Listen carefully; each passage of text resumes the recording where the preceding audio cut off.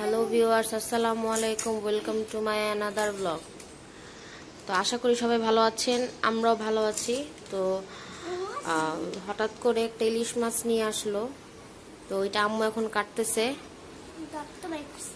ইলিশ মাছটা বেশ বড়, 2 কেজি ওজনের। তো এটা আমরা আজকে রান্না করে খাবো। তো আশা করি সবাই ফুল ভিডিওটা দেখবেন। আজকে আমাদের বাসার ব্লগটা।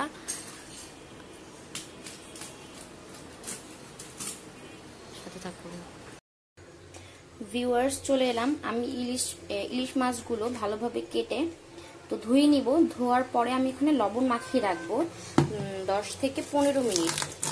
তো লবণ মাখিয়ে রাখলে হয় কি, মাছের ভিতরে লবণটা একটু ঢুকে। তো আপনারা অবশ্যই ট্রাই করবেন মাছটা রান্না করার আগে বা ভেজে নেওয়ার আগে লবণ মাখিয়ে রাখতে 15 থেকে 20 মিনিট। তো ভালোভাবে ধুয়ে নিচ্ছি আমরা।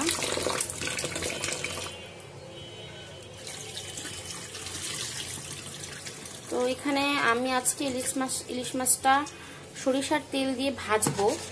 তো গরম ভাত দিয়ে ইলিশ মাছ ভাজাটাই খুব মজা। তো এটা হচ্ছে আমার জন্য, তো আমি এভাবে কেটে নিয়েছি।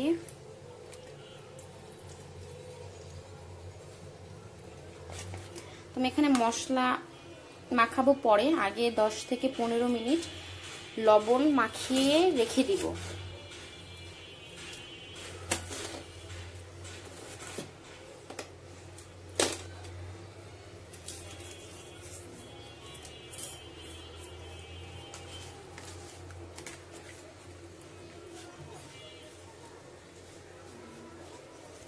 তো ভিউয়ার্স, এটা হচ্ছে পদ্মার ইলিশ। তো পদ্মার ইলিশ মাছটা ভাজা খেতেই খুব মজা, সরিষার তেল দিয়ে, শুকনা মরিচ দিয়ে।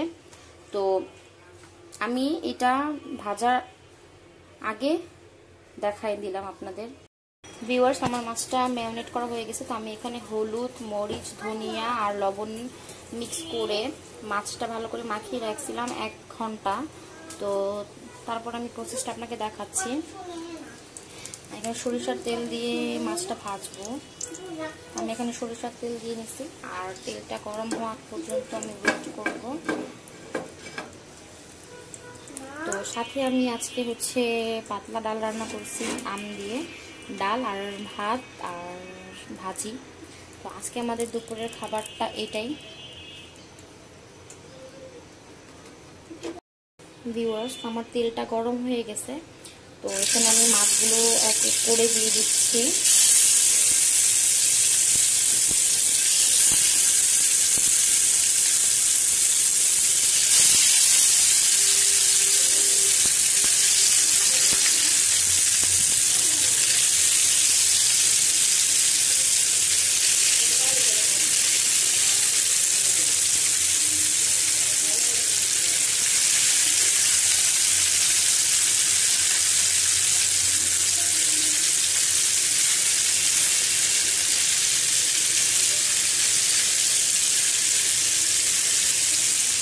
তো স্পেশাল যে পিসটা আমার, তো এটা আমি এখানে দিয়ে নিচ্ছি।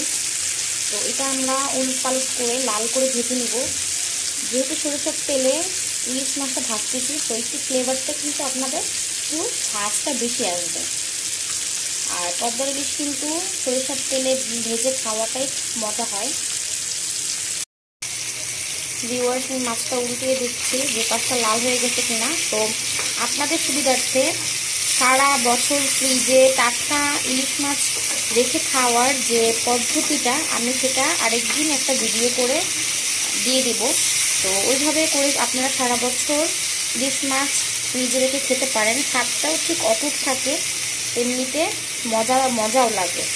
তো যেহেতু সারা বছর এই ইলিশ মাছগুলো পাওয়া যায় না সচরাচর বড় মাছ, তো আপনারা ওভাবে যদি প্রসেস করে রেখে দেন ফ্রিজে, আপনারা স্বাদটাও ঠিক নতুন মাছের মতন পাবেন, আর তাজা মাছের মতো পাবেন। তো আমি মাছটাকে এভাবে উলটপালট করে দিচ্ছি। তো আমি কিন্তু আজকে ইলিশ মাছের সাথে কিন্তু পেঁয়াজ ভাজা আর শুকনো মরিচ ভাজাও দিব সাথে।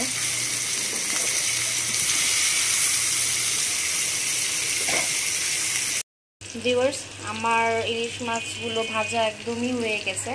তো আমি এভাবে লালচে কালার করে নিছি। তো আপনারা যদি আরও মুচমুচে করতে চান তো আরেকটু লাল করে নেবেন।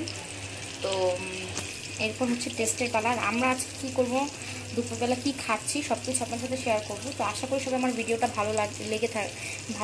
ভালো লাগলে অবশ্যই সাবস্ক্রাইব করতে কিন্তু একদমই ভুলবেন না। একটা লাইক আর কমেন্ট দিয়ে বলবেন যে আমার আজকের ভিডিওটা কেমন হয়েছে, আর আপনাদের কাছে আমি কেমন ভিডিও উপস্থাপন করব সেটার জন্য আপনারা একটা কমেন্ট করতে পারেন।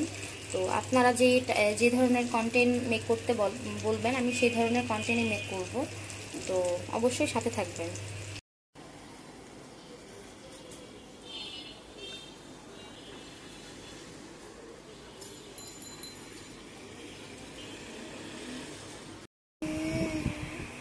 গাইস, আমাদের মাছ ভাজা হয়ে গেছে। তো আজকে আমরা সবাই খাচ্ছি ভাজি।